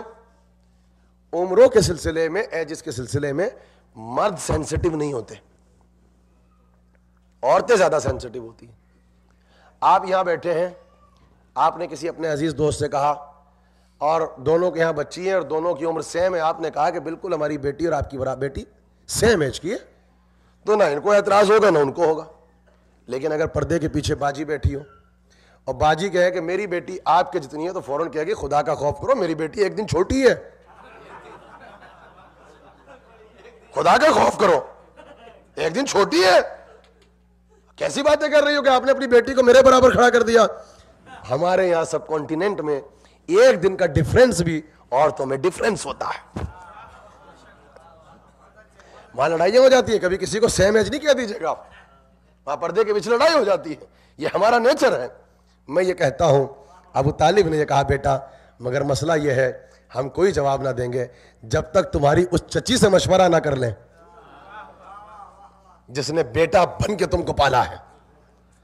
تو نبی شرمائے، ابو طالب گھر پہ گئے، نبی گھر پہ نہیں گئے، چونکہ آج چچا چچی سے رشتے کی بات کرے گا۔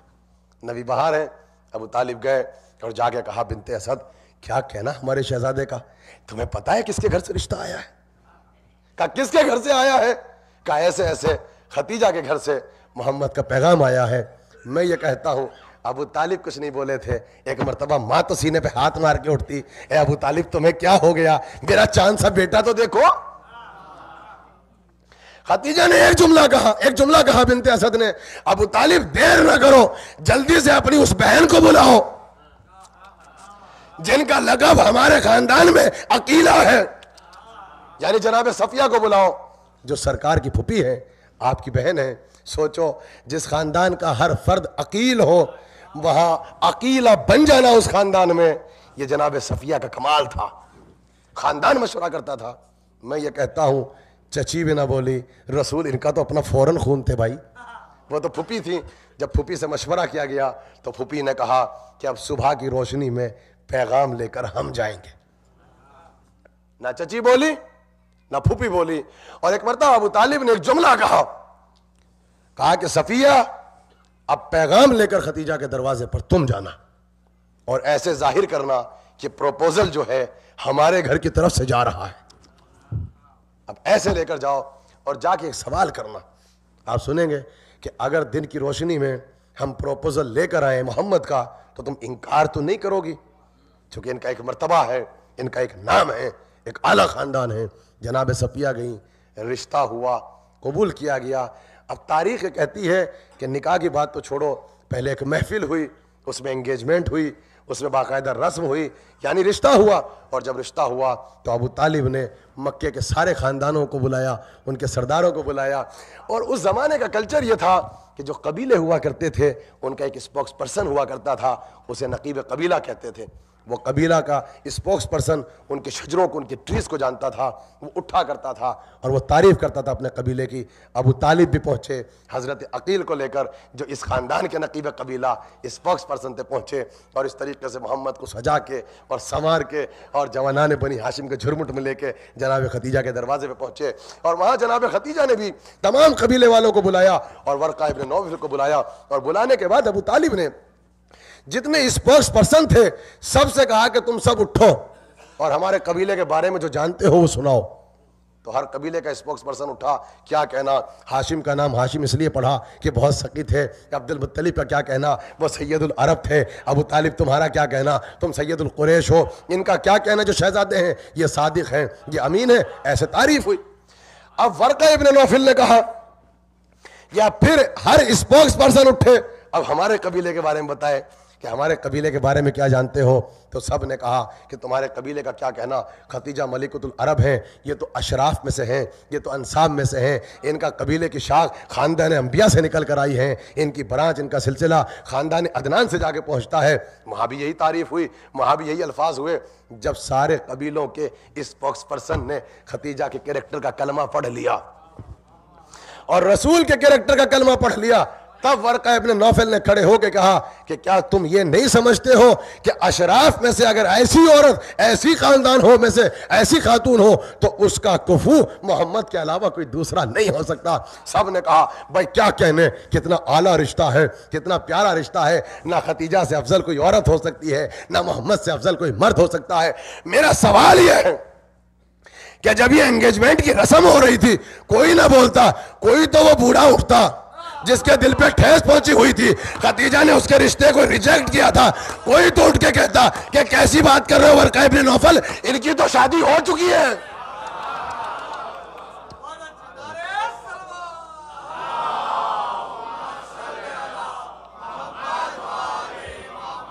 کوئی تو اٹھ کے کہتا کہ کیا آپ خاندانی شجرہ سنا رہے ہیں اور کیا تعریفیں کر رہے ہیں، ان کی شادی ہو چکی ہے، یہ شادی شدہ ہے۔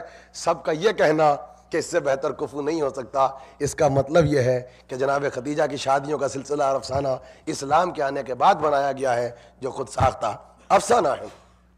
اب آپ نے دیکھا، اب اگر مورخ یہ بحث کرے کہ نہیں صاحب چونکہ یہ پیسے والی تھی، اس خاندان میں انگیجمنٹ ایسی ہی ہوا کرتی تھی، قبیلے ایسے ہی جمع ہوتے تھے اور ایسی دھوم دھام سے انگیجمنٹ کا اعلان ہوا کرتا تھا، تو اے پاگل مورخ سے جا کے پوچھو کہ جب خدیجہ کی یہ انگیجمنٹ ملتی ہے تو اس سے پہلے کی 2 انگیجمنٹ بھی تو تاریخ میں لے کر آ۔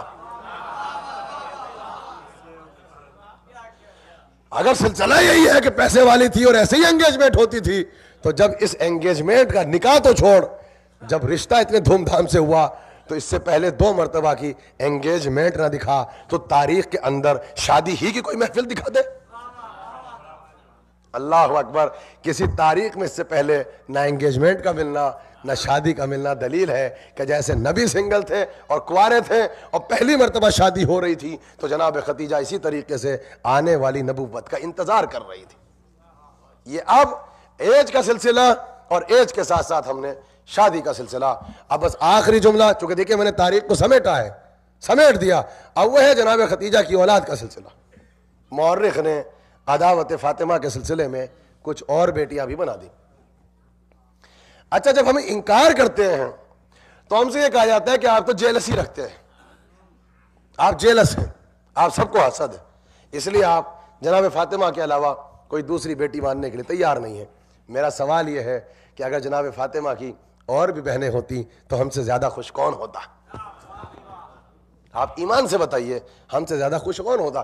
اچھا، کیا ہمیں اس بات کا ڈر ہے؟ چلیے کہ اگر جناب فاطمہ کی بہنیں ہوتی اور جناب فاطمہ کا آگ صاحب چونکہ علی سے ہو گیا، اب کوئی اور بیٹیاں ہوتی نبی کی اور جناب خدیجہ کی، تو تم جیلسی ہوتی ہو دامادی کے سلسلے میں، تو اگر کیا فاطمہ کی بیٹی ہوتی تو کیا علی فاتح خیبر نہ رہ پاتے؟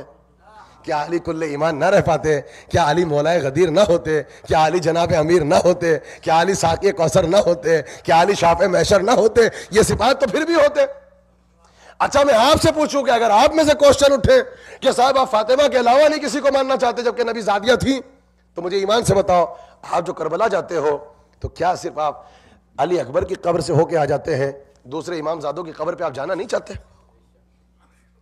جب آپ خراسان جاتے ہیں تو صرف معصوم کی قبر پہ جاتے ہیں، آپ دوسرے امام زادوں کی قبر پہ نہیں جانا چاہتے؟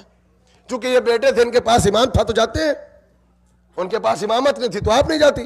کیا کربلا میں علی کے بیٹے حسین کی قبر پہ آپ جاتے ہیں؟ کیا عباس کی قبر پہ آپ نہیں جاتے؟ کیا دوسرے امام زادوں کو نہیں مانتے آپ؟ تو آپ سب مانتے ہیں۔ تو جب ہم یہاں پر اتنے امام زادوں کو ماننے کے لیے تیار ہیں،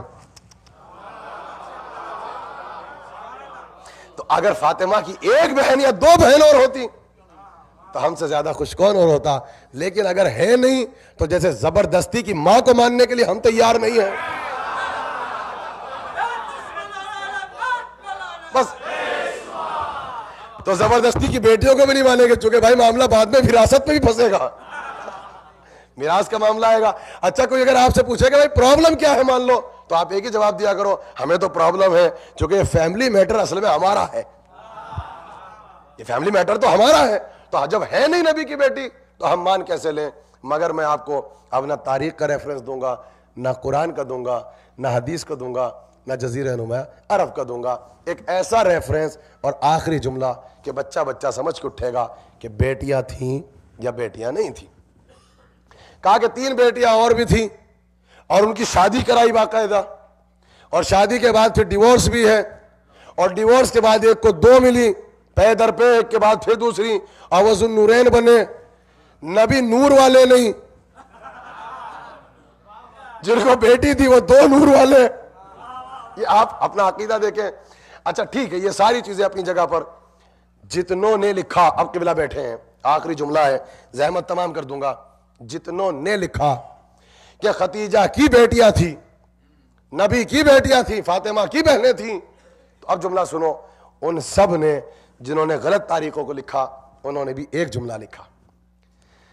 کہا کہ یہ جو ٹوٹل پیریڈ ہے جب نبی کی شادی ہوئی کتنے برس؟ 25. اعلان رسالت ہوا تو کتنے سال کے؟ 40. کتنا ہے فرق؟ ٹوٹل کارنامہ 15 برس کا ہے. اب دیکھیے گا 15 برس کو آپ کو سمجھنا ہے. اور مورخ جو اپنا آل محمد کا دشمن نہیں، اپنی عقل کا دشمن تھا، اس نے ایک جملہ لکھا اور سب نے لکھا کہ بعثت سے 5 سال پہلے، یعنی اعلان رسالت سے، بعثت کسے کہتے ہیں؟ اعلان رسالت سے 5 برس پہلے نبی اپنی بیٹیوں کی شادی کر چکے تھے.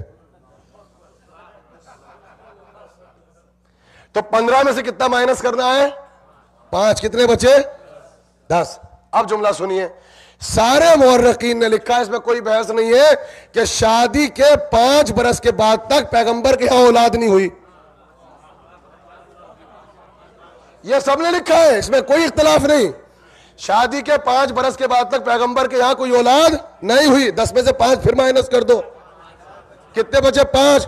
پہلا بیٹا ہے جس کا نام ہے قاسم، کتنے بچے؟ 4. مجھے کوئی معجزہ دکھاؤ 4 برس میں 3 بیٹیاں پیدا بھی ہو گئی، جوان بھی ہو گئی، بیوہ بھی ہو گئی، طلاق بھی ہو گئی، ری میرج بھی ہو گئی. بس یہ ہے.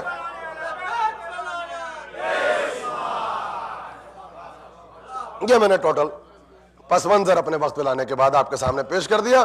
یہ ٹوٹل مجھے کوئی معجزہ لا کے دکھا دو. ایسا کون سا معجزہ تھا کہ 4 سال میں بچیاں پیدا بھی ہوئیں، جوان بھی ہوئیں، شادیاں بھی ہوئیں، یا بیوہ ہوئیں، یا ڈیورس ہوئیں اور پھر دوبارہ ہو بھی گئی. اور ہجرت کے 5 سال پہلے کوئی نظر بھی نہیں آتی. یہ سارا جو سلسلہ ہے، اس کا مطلب یہ ہے کہ یہ سارے کے سارے افسانے، یہ خود ساختہ افسانے تھے اور اس کے اندر کوئی ریئلٹی نہیں تھی. لیکن اصل میں نے موضوع کو سمیٹا، چونکہ ابھی تک آپ نے وہ نعرہ نہیں لگایا جو سینٹر کی شان ہوتا ہے، لیکن آپ اب نعرہ لگائیں گے، لیکن نعرہ وقت پہ لگانا، چونکہ نقطے کی بات ہے، اب وہ سمجھیں گے سو صاحب نقطہ ہے. فاطمہ کے مقابلے پہ جو بیٹیاں بنائی مورخ نے، وہ کتنی بنائی؟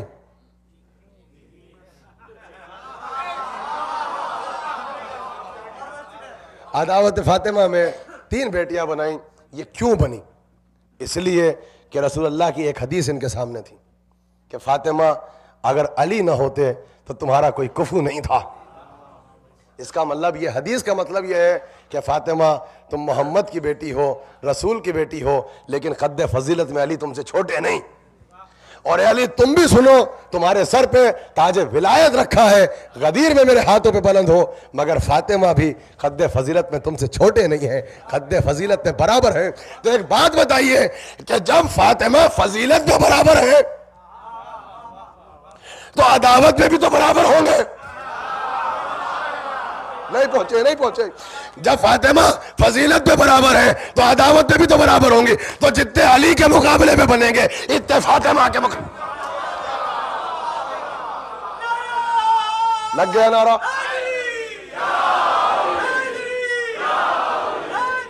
مولا آپ کو سلامت رکھے، مولا آپ کو سلامت رکھے. بس یہ تھا، مولا سلامت رکھے.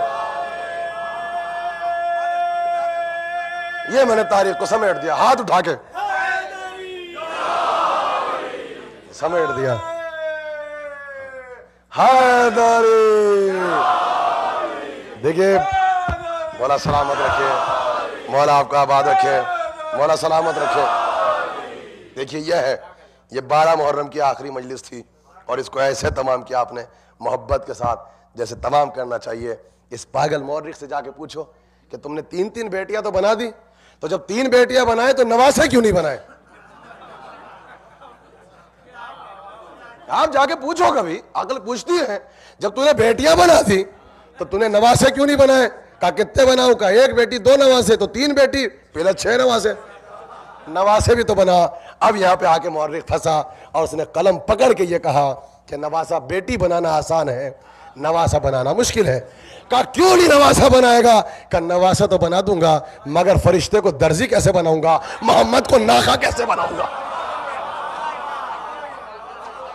نواسے کے ساتھ پرابلم ہے. اگر میں نے جھوٹے نواسے بنا دیے تو پیغمبر کو ناخا کیسے بناؤں گا, رضوان کو درزی کیسے بناؤں گا؟ کہ بیٹی تو بنا دی, نواسے نہ بنا سکے. یہ دلیل ہے, یہ افسانے تھے جو عداوت آل محمد میں بنی امیہ کے دربار میں بیٹھ کے اس تاریخ کو لکھا گیا. اس لیے ہم کہتے ہیں تاریخ کا مظلوم ترین کردار جناب ختیجہ ہے. بس میرے عزیزوں, مولا آپ کو سلامت رکھیں. آپ نے اس مظلوم کردار کو سنا, اور میں نے اس مظلوم کردار کو صرف اس لیے پڑھا کہ تاریخ میں آل محمد کے ساتھ صرف جان کشی نہیں ہوئی ہے, کردار کشی بھی ہوئی ہے. امام حسین سے لے کر اور ہر امام کے ساتھ جان کشی ہے, لیکن کچھ کردار وہ ہیں جہاں جان کشی نہیں کر سکے تو وہاں کردار کشی کرنے کی کوشش کی ہے. ہر جگہ کہیں کردار قتل کیا گیا ہے کہ انسان کو قتل کیا گیا. اور آج کربلا میں اسی کے نواسے ہیں, وہی جناب ختیجہ ہیں, اور وہ ملکۃ العرب جن کے دروازے سے مسلمانوں کے فاقے ٹوٹے تھے.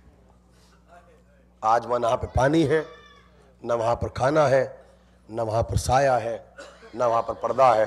مجھے چونکہ مصائب پڑھ کے یہاں پر 2 منٹ سے زیادہ زحمت نہیں دوں گا, مجلس کو تمام کرنا ہے.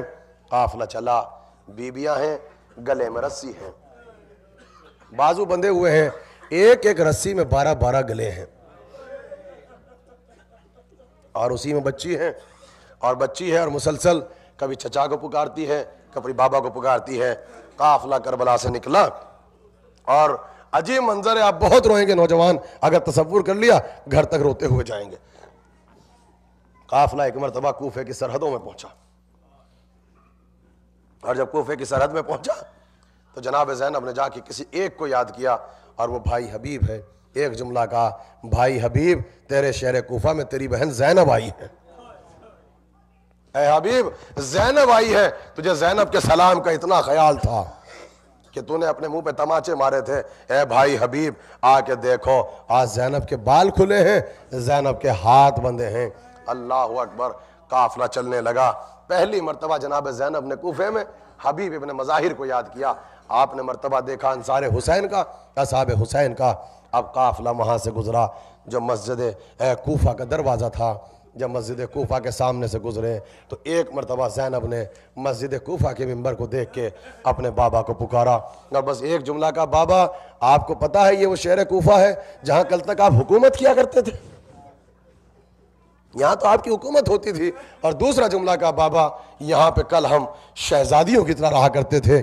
اور پھر تیسرا جملہ کہا, بابا یہاں کی عورتوں کو میں نے قرآن پڑھایا ہے, میں نے یہاں کی عورتوں کو فقہ اور پردے اور حجاب کی تعلیم دی ہے. اور آگے بابا دیکھیے, آج ہمارے سروں پہ پردہ نہیں ہے. اور وہیں پہ 4 برس کی بچی تھی جو بھائی کے قریب پہنچی اور جا کے کہا, زین العابدین میں نے یہ سنا ہے کہ کوفے سے نجف زیادہ دور نہیں ہے, مجھے یہ بتا دو کہ نجف کہاں ہے, میں اپنے دادا کے روزے پہ جانا چاہتی ہوں, تاکہ دادا سے بتاؤں کہ سکینہ کے رخسار زخمی ہو گئے. یہ قافلہ کوفے کے بازار سے نکل کر ایک مرتبہ جنگل کی طرف رواں دواں تھا. جو روایت پڑھی جاتی ہے, زحمت تمام ہے, نہ جانے کون سا مقام آیا جب قافلہ چلتا تھا. اچھلتے ہوئے اونٹ کی پیٹھ پہ بیبیاں بیٹھی تھیں, بچے گر جاتے تھے, گھوڑوں کی اور اونٹوں کی پشت سے گر جاتے تھے, اور پیاس اور دھوپ کی تاب نہ لاتے ہوئے یہ بچے شہید ہو جاتے تھے. زین العابدین ہتھ کڑیوں کو سنبھالتے ہوئے آگے بڑھتے تھے, تلوار کے دستے سے چھوٹی چھوٹی قبریں بناتے تھے, بچوں کو دفن کر دیتے تھے. اور جب کارواں آگے بڑھتا تھا, بیبیاں مڑ مڑ کے کہتی تھی شاید دوبارہ آنا نصیب نہ ہو, بچوں کی قبروں کا نشان بھی پتہ نہ چلے. یہی وجہ ہے جب بیبیاں واپس کربلا کی طرف آ رہی تھی, ایک ایک بیوی اپنے بچوں کے نشان قبر کو ڈھونڈ رہی تھی. قافلہ ایک منزل اور آگے بڑھا کہ ایک مرتبہ جناب ام کلثوم قریب آئیں اور آگے ایک جملہ کہا, بہن ایسا لگتا ہے قافلے میں سکینہ موجود نہیں ہے. یہ جو قافلہ چل رہا ہے کوفے کی طرف سے, سکینہ موجود نہیں ہے. بس زینب نے سنا, اپنے آپ کو ہماری سے گرا دیا. ایک جملہ کہا, آہستہ بولو کہیں رباب نہ سن لے.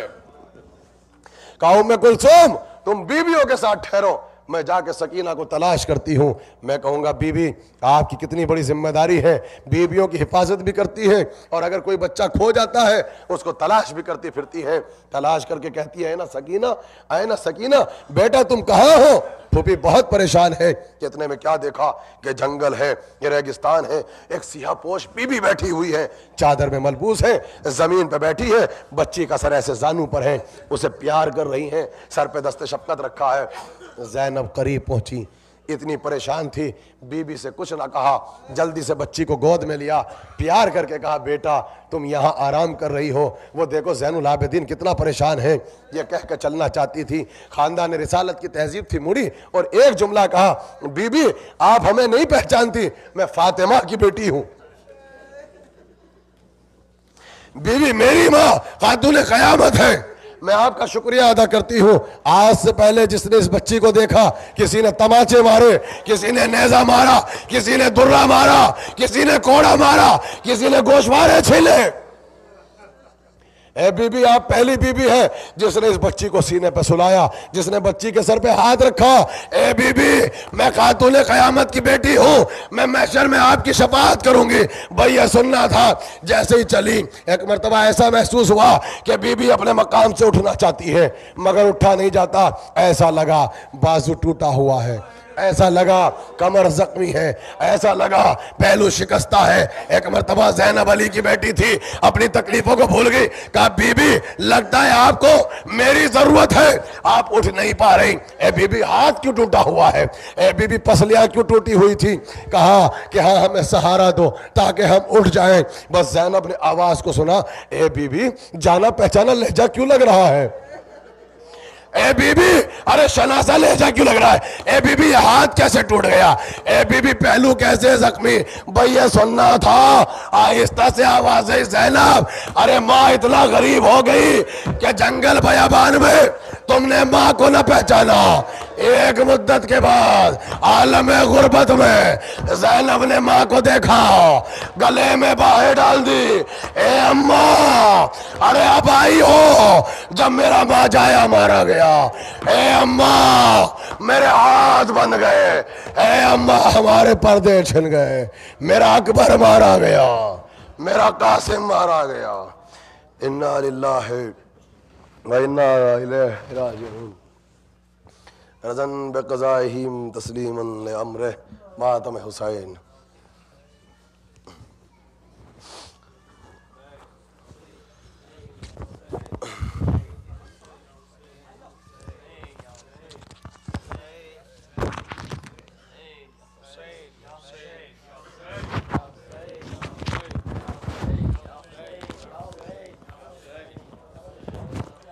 الوداع الوداع الوداع حسین الوداع.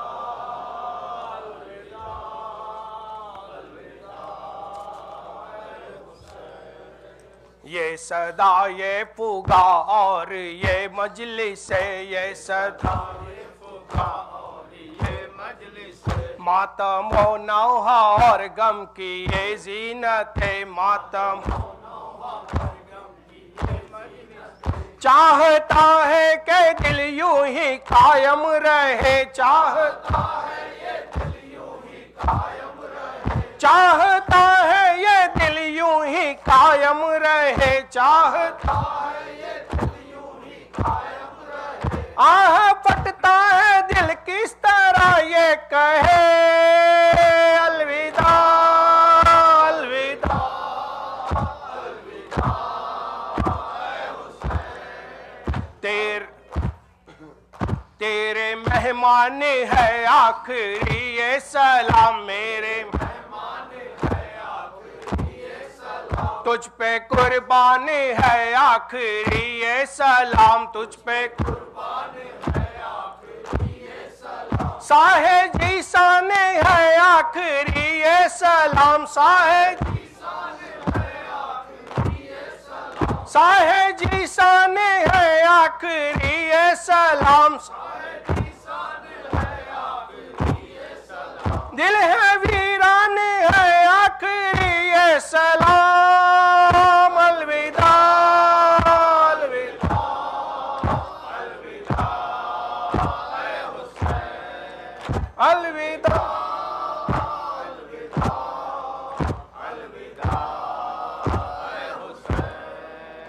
بخش دے ہو گئی ہو جو کوئی خطا بخش دے ہو گئی ہو جو کوئی خطا حق کے خدمت نہ ہم سے ادا ہو سکا حق کے خدمت نہ ہم سے ادا ہو سکا غم یہی ہے نہ جی بھر کے ماتم کیا غم یہی ہے نہ جی بھر کے ماتم کیا غم یہی ہے نہ جی بھر کے ماتم کیا غم یہی ہے نہ جی بھر کے ماتم کیا تیری خاطر نہ کیوں اپنا سر دے دیا الوداع الوداع الوداع اے حسین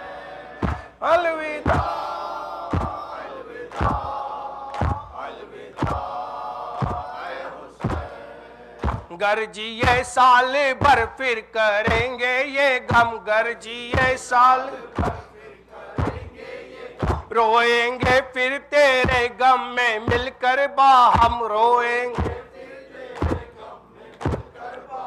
اور اگر مر گئے تو یہ ہوگا عالم اور اگر مر گئے تو یہ ہوگا عالم اور اگر مر گئے تو یہ ہوگا عالم اور اگر مر گئے تو یہ ہوگا عالم ہائے افسوس زی بھر کے روئے نہ ہم الوداع الوداع الوداع اے حسین الوداع الوداع الوداع اے حسین الوداع اے حسین اے حسین الوداع الوداع اے حسین اے حسین الوداع الوداع اے شہ مشرقین الوداع الوداع اے شہ مشرقین الوداع بنت احمد کے اے نور عین الوداع بنت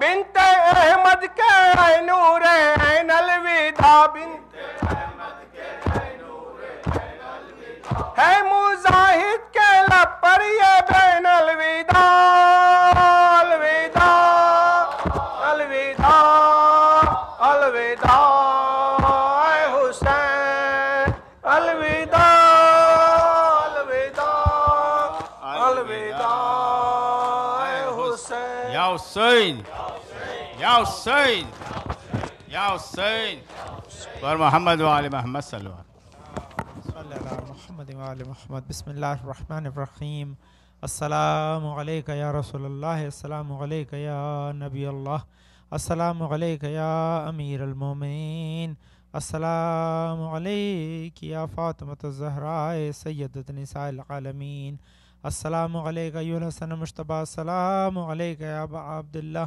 السلام علیکہ یا ابن رسول اللہ السلام علیکہ وعلی جدک وبیک السلام علیکہ وعلی امک وخیک السلام علیکم ورحمۃ اللہ وبرکاتہ السلام علیکہ یا مولا ابو الفضل عباس یا قمر بنی ہاشم یا ابن امیر المومنین ورحمۃ اللہ وبرکاتہ السلام علیکہ بنت رسول اللہ السلام علیکہ بنت نبی اللہ السلام علیکہ بنت امیر المومنین السلام علیکہ بنت فاطمۃ الزہراء سیدۃ نساء العالمین السلام علیکہ اختہ حسن مجتبی السلام علیکہ اختہ حسین شہید کربلا السلام علیکہ یا زینب کبریٰ السلام اللہ علیہ السلام علیکہ ورحمۃ اللہ وبرکاتہ السلام علیکہ یا سیدی مولائی علی بن الحسین السلام علیکہ یا سیدی و مولائی محمد ابن علی السلام علیکہ یا سیدی و مولائی جعفر ابن محمد السلام علیکہ یا سیدی و مولائی موسیٰ بن جعفر السلام علیکہ یا سیدی مولائی علی ابن موسیٰ الرضا السلام علیکہ یا غریب الغرباء السلام علیکہ یا معین الضعفاء والفقراء السلام علیکہ یا سلطان العرب والعجم یا ابا الحسن علی ابن موسیٰ الرضا ورحمۃ اللہ وبرکاتہ السلام علیکم اسما قوم السلام علیکم بنت موسیٰ جعفر رحمۃ اللہ وبرکاتہ السلام علیکہ یا سیدی مولائی محمد ابن علی السلام علیکہ یا سیدی مولائی علی ابن محمد السلام علیکہ یا سیدی مولائی حسن ابن علی السلام علیکہ مولانا صاحب اسو الزمان علمان علمان علمان السلام علیکہ یا خلیفۃ الرحمن السلام علیکہ شریق القرآن السلام علیکہ امام انس والجان السلام علیکہ امام زمانان هذا عجل اللہ تعالی فرجک وسهل اللہ تعالی مخرجک وظہورک ورحمۃ اللہ وبرکاتہ صاحب الزمان یا ابن الحسن العسکری عجل علی ظہورک یا صاحب الزمان یا ابن الحسن العسکری عجل علی ظہورک یا صاحب الزمان یا ابن الحسن العسکری عجل علی ظہورک۔ آپ سے گزارش کہ سورہ حمد و تیمہ سورہ اخلاص کی تلاوت کرے خیرون نساء بنت فقیر محمد اور مولانا ان کے فدا حسین ابن جمال بھائی، فدا حسین ابن نتھو بھائی کے لیے ارسال فرماتے ہیں۔ بسم اللہ الرحمن الرحیم، بسم اللہ الرحمن الرحیم، الحمدللہ۔